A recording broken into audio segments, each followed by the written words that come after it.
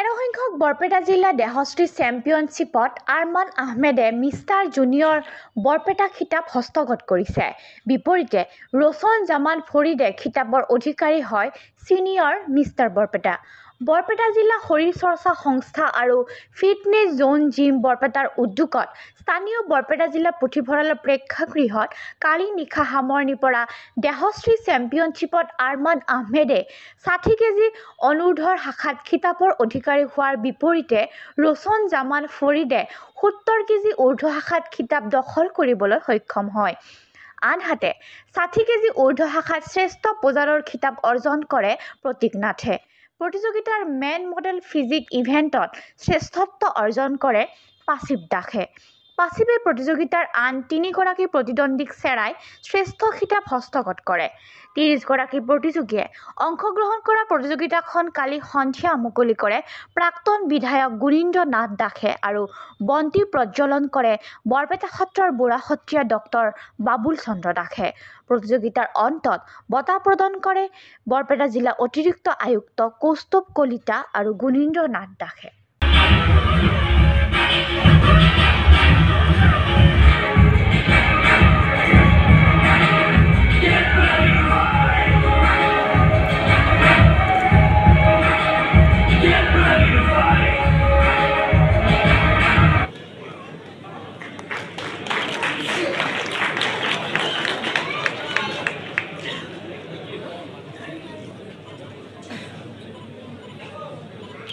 নগদ 10,000 টকা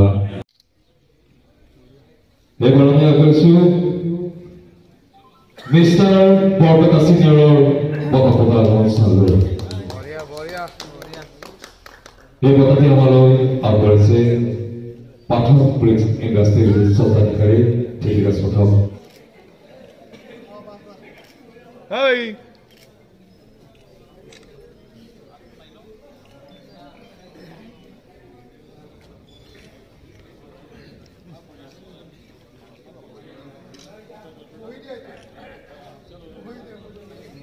mister Barpeta senior, mister Barpeta junior আৰু মেন মডেল ফিজিক্স তৃতীয় বঁটা লাভ কৰা